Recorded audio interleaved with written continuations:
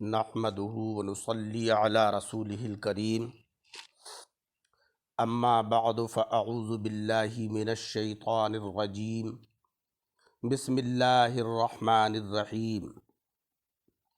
ثم انتم هؤلاء تقتلون انفسكم وتخرجون فريقا منكم من ديارهم تظاهرون عليهم بالإثم والعدوان وَإِن يَأْتُوكُمْ أُسَارَىٰ تُفَادُوهُمْ وَهُوَ مُحَرَّمٌ عَلَيْكُمْ إِخْرَاجُهُمْ أَفَتُؤْمِنُونَ بِبَعْضِ الْكِتَابِ وَتَكْفُرُونَ بِبَعْضٍ فَمَا جَزَاءُ مَن يَفْعَلُ ذَلِكَ مِنكُمْ إِلَّا خِزْيٌ فِي الْحَيَاةِ الدُّنْيَا وَيَوْمَ الْقِيَامَةِ يُرَدُّونَ إِلَىٰ أَشَدِّ الْعَذَابِ وَمَا اللَّهُ بِغَافِلٍ عَمَّا تَعْمَلُونَ صدق اللہ العلی العظیم اللہم صلی علی سیدنا و مولانا محمد وعلی آل سیدنا و مولانا محمد وبارک وسلم۔ حضرات اکرام، آج کے درس قرآن میں سورہ بقرہ کی آیت نمبر 85 تلاوت کی ہے۔ اس سے پہلے یہ ذکر ہو چکا ہے کہ اللہ جل شانہ وعم نوالہ نے بنی اسرائیل سے یہ عہد لیا تھا کہ وہ آپس میں ایک دوسرے کو قتل نہیں کریں گے، ایک دوسرے کو بستیوں سے نکالیں گے نہیں، اور اگر کوئی تم میں کا قیدی بنا لیا جائے تو اس کا فدیہ دے کر اس کو آزاد کرا لیں گے۔ مدینہ منورہ کے آس پاس یہودیوں کے 2 فرقے رہتے تھے، ایک کا نام بنی قریظہ اور دوسرے کا نام بنی نذیر ہے، اور مدینہ منورہ میں مشرکین کے 2 فرقے تھے، ایک کا نام اوس اور دوسرے کا نام خزرج۔ بنی قریظہ اوس کے حلیف تھے اور بنی نذیر قبیلہ خزرج کے حلیف تھے، یعنی ہر ایک قبیلے نے اپنے حلیف کے ساتھ قسمیہ معاہدہ کر لیا تھا کہ اگر ہم میں سے کسی پر کوئی حملہ ہوا تو دوسرا اس کی مدد کرے گا۔ یہ اوس خزرج تقریباً 100 برس سے آپس میں جنگ کرتے رہتے تھے، جس میں بنی قریظہ تو اوس کی اور بنی نذیر خزرج کی مدد کرتے تھے۔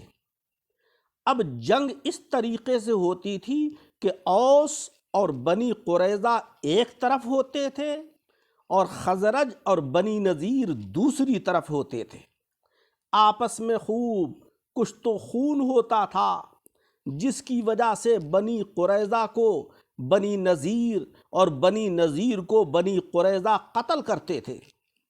اور ان کے گھر ویران کر دیتے تھے اور ان کو جلا وطن کر دیتے تھے۔ لیکن جب بنی نذیر اوس کے ہاتھوں یا بنی قریظہ خزرج کے ہاتھوں گرفتار ہو جاتے تھے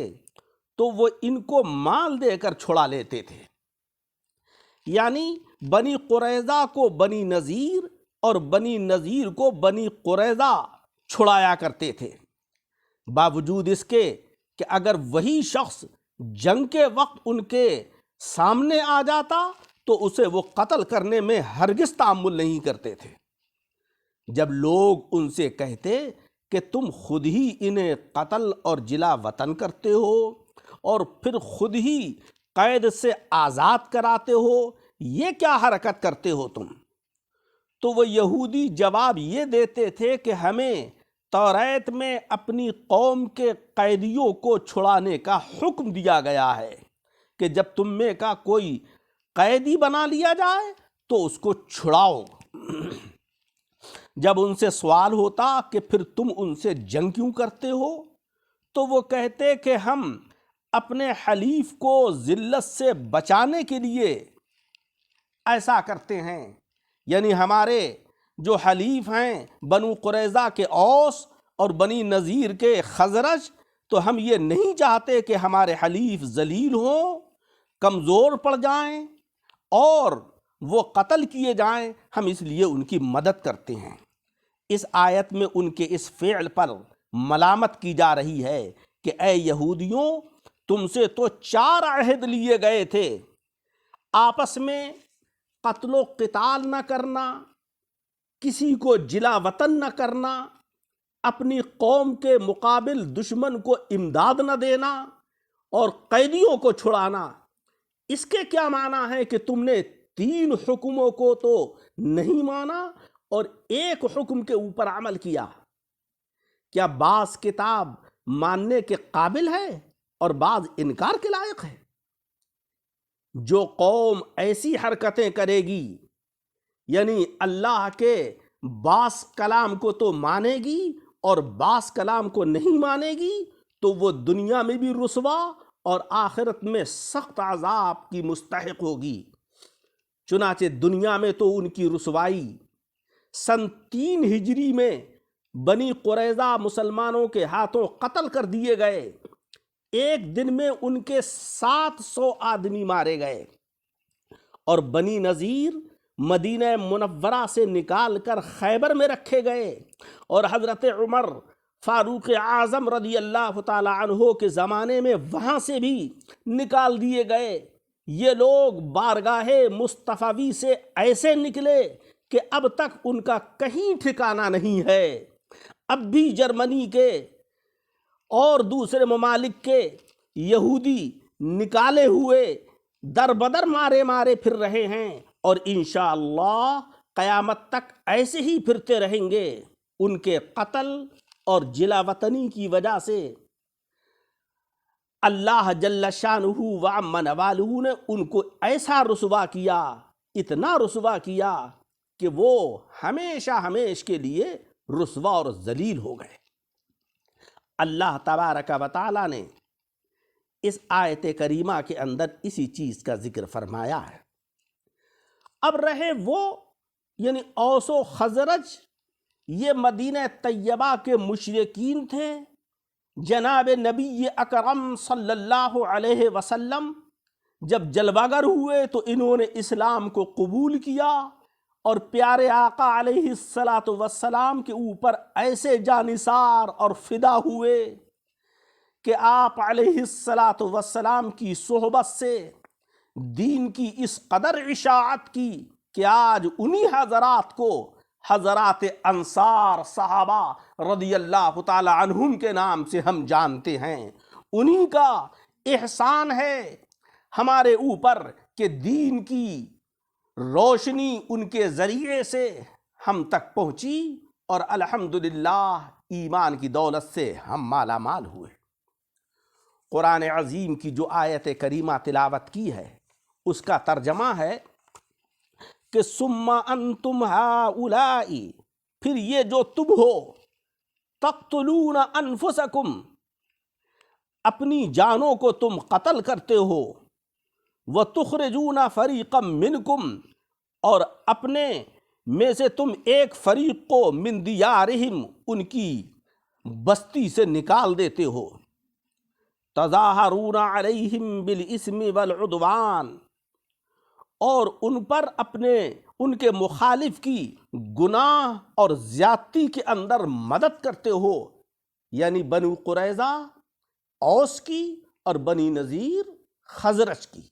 یہ جو تم ایک دوسرے کی مدد کرتے ہو، یہ گناہ اور زیادتی کے اوپر مدد کرتے ہو۔ وَإِن يَأْتُوكُمْ أُسَارَىٰ تُفَادُوهُمْ وَهُوَ مُحَرَّمٌ عَلَيْكُمْ إِخْرَاجُهُمْ، اور اگر وہ قیدی ہو کر تمہارے پاس آ جائیں تو تم فدیہ دے کر ان کو چھڑاتے ہو۔ وَهُوَ مُحَرَّمٌ عَلَيْكُمْ إِخْرَاجُكُمْ، ان کو نکالنا تمہارے اوپر یہ حرام ہے۔ أَفَتُؤْمِنُونَ بِبَعْضِ الْكِتَابِ وَتَكْفُرُونَ بِبَعْضٍ، کیا تم اللہ کی کتاب کے بعض حصے پر ایمان لاتے ہو اور بعض حصے کا، بعض احکام کا انکار کرتے ہو؟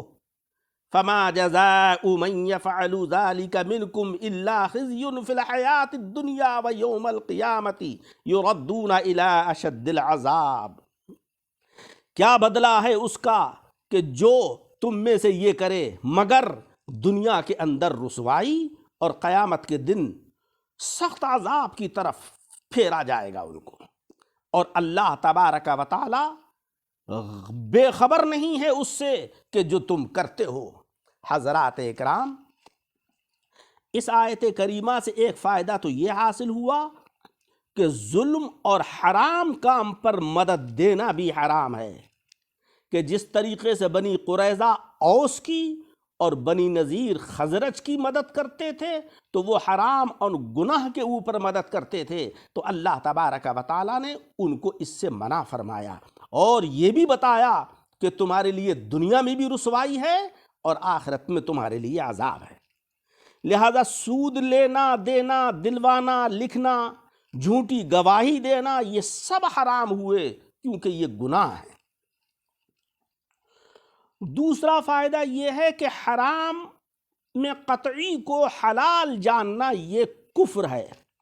بنی اسرائیل نے قتل و غارت کو حلال جانا، اللہ تبارک و تعالیٰ نے ان کو کافر کہا۔ تیسرا فائدہ یہ ہے کہ کتاب الہی کے ایک حکم کو ماننا اور دوسرے حکم کا انکار کر دینا یہ بھی کفر ہے۔ چوتھا فائدہ یہ ہے کہ کفر کے ہوتے نیک کام بیکار ہیں، کہ ایک آدمی کفر بھی کر رہا ہے اور دوسری طرف نیک کام بھی کر رہا ہے تو یہ غلط ہیں۔ جس طریقے سے یہودی لوگ قتل و قتال کرتے تھے، ایک دوسرے کو جلا وطن کرتے تھے، اور نیک کام یہ کرتے تھے کہ جب وہی یہودی قید ہو کر آتے تو ان کو چھڑاتے تھے، تو اللہ تبارک و تعالیٰ نے فرمایا کہ تمہارا یہ نیک کام بھی لغو اور بیکار ہوا۔ اللہ تبارک و تعالیٰ سے دعا ہے کہ مولا رب العزت ہمیں قرآن عظیم کو پڑھنے، اس کو سمجھنے اور اس کے اوپر عمل کرنے کی توفیق عطا فرمائے۔ آمین۔ وآخر دعوانا ان الحمد للہ رب العالمین۔